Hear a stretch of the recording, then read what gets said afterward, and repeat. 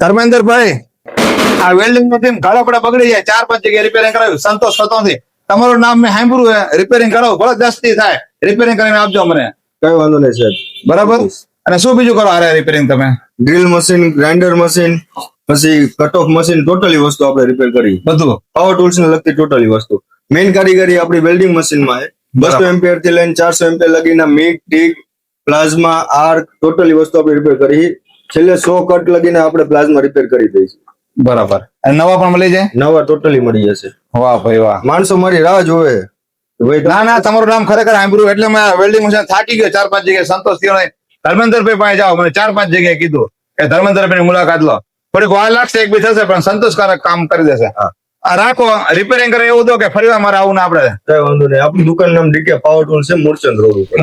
અરે જો decay power and tools માં 200 એમ્પિયર થી લઈને 400 એમ્પિયર સુધીના વેલ્ડિંગ મશીન અને 100 કટ સુધીના પ્લાઝમા અહીંયા આગળ રિપેરિંગ થાય છે. જો સાથે drill machine, grinder machine, cut off machine અને કટર મશીન પણ રિપેરિંગ કામ કરી આપે છે, તે પણ સંતોષકારક. એટલે કે પાવર ટૂલ્સ ને લગતી તમામ વસ્તુ એક જ જગ્યાએ રિપેરિંગ થઈ જાય છે.